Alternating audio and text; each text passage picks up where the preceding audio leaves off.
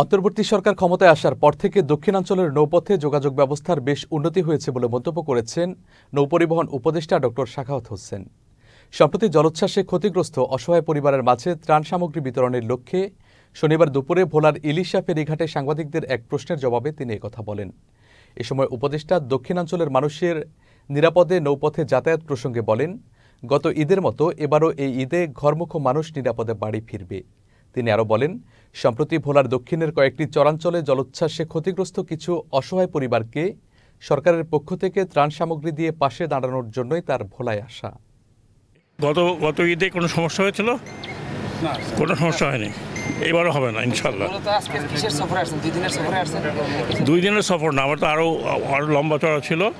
এর মধ্যে এখানে একটা ধরেন ঝড় ঠিক না, জলোচ্ছ্বাস হয়েছে, তো ওই প্রোগ্রামটা কাটশট করে আমি এসেছি দক্ষিণ দিকে, ভোলার দক্ষিণ দিকে যে সমস্ত জায়গা আছে, কুকরি মুকরি, কচ্ছপিয়া, ঢালচর, এগুলোতে যদি আমার উদ্যোগে কিছু লোকজনকে সরকারের তরফ থেকে কিছু রিলিফ দেওয়া যায়।